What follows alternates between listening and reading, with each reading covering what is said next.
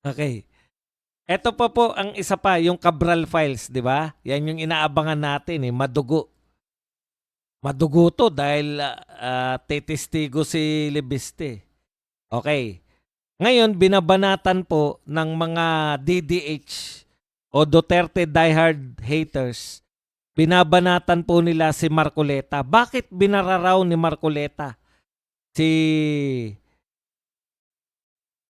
mismong si ano raw binara ni Marcoleta, si Libiste. Eto po pakinggan muna natin. Hindi po pakinggan, pakinggan nyo po tong sinabi ng isang DDH.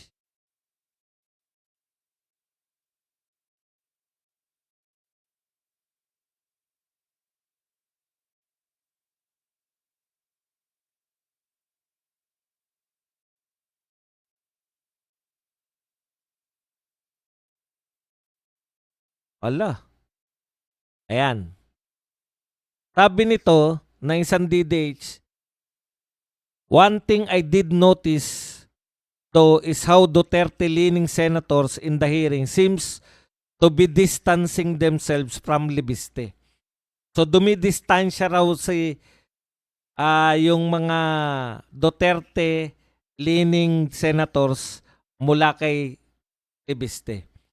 Questioning his credibility as a witness. Ayan. Yan yung dialogue nila eh. Is it because he's now broken brand? I would have thought the Dutertes would celebrate the release of those files if they were as explosive as their operative said they were. Senator Rodante Marcoleta questioned the credibility of Batangas 1st District Leandro Libiste to testify in the contents of the Cabral files during the Senate Blue Ribbon Committee hearing, noting that Libiste is not part of the DPWH and can only testify about he obtained the files. Ito po ang kinote niya na sinabi ni Marcoleta. I don't think he is competent because he is not part of DPWH. He is not even staff of DPWH. He has nothing to do with the preparation of entries, the consolidation of the reports. He has no personality to testify. Okay. So, ang pagkakaintindi po ng DDH dyan, hindi po nila pagkakaintindihan. Yan yung binabasa kanila. Kasi pare-pareho na naman sila. Tinatabla ni Marcoleta mismo si Libiste. Dahil dyan sa pronouncement na I don't think he is competent because he is not part of the DPWH. Okay. Para pagsabayin ko na. Ito naman yung sinabi ni Palsis. Tungkol dyan.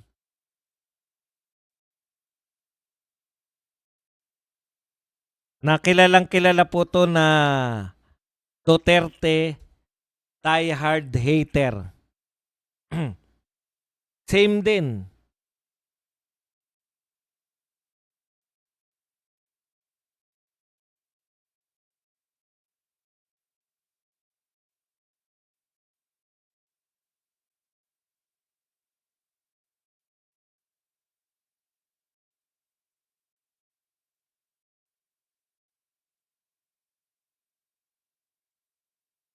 Ito po, Rodante Marcoleta said in front of Leandro Libiste or to his face, sinabi raw po sa mukha ni Libiste that Libiste was incompetent, did not have the legal capacity to authenticate the Cabral files since Libiste was not from DPWH or staff of DPWH that handled the files. Hindi naman pumalag si Kong Libiste. Ano ba yan kahit kapwa DDS? Hindi supportive. Ouch. Okay. So, kung titignan nyo lang, mahilig silang ganyan eh. Yung ikakat lang. Yung sinabi lang ni Marcoleta na he is not competent. Magbibigay na sila ng interpretasyon. Harap-harapan, binabara ni Marcoleta si Libiste. Di ba?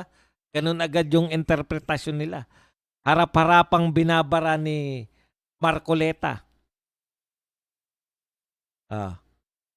Pero ano po ang katotohanan talaga? Pag pinanood nyo po yun, gustong ni Ping Lacson na mag-testify o si Libiste mismo yung magpaliwanag ng laman ng Cabral files, no? Ang kinontra yun ni Marcoleta, yung gustong ipagawa ni Ping. Palibasa si Ping Lacson, hindi naman po siya abogado, 'di ba? Hindi po siya abogado. Eh.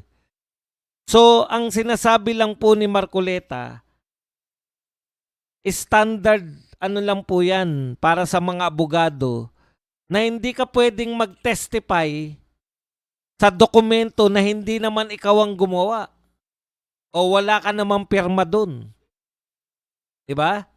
Kaya nga po pag nanonood kayo niyan ng mga hearing, unang tinatanong, sino po ba tong kilala niyo po ba to yung nakapirma? Halimbawa, Leandro Libiste. Kilala niyo po ba tong si Leandro Libiste? Opo. Sino to? Ako po yan. Pakitignan nyo nga po kung pirma nyo to. O pag pirma niya yun, ibig sabihin, siya yung gumawa nung papeles na yun. Yung po rito sa papeles na to, ay kayo ay nag-issue ng cheque na ganon-ganon. Okay. Ngayon, tatanungin siya. Magsasalita siya sa Cabral files. Ang sinabi ni Marcoleta, hindi po niya binanatan si Libiste dahil incompetent. Hindi po. Actually, ang binabanatan niya si Ping Lacson. Ang sinasabi niya, hindi kompetento.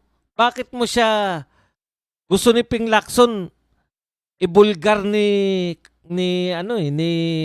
Libiste yung nilalaman ng Cabral files? Sabi ni Marcoleta, hindi siya competent. Hindi naman siyang gumawa niyan eh. Alam niyo yun, alimbawa, sinabi niya, ito po yung laman ng Cabral files, tapos tatanungin siya ng mga senador. Paano niya sasagutin yun? Hindi naman siya gumawa nun.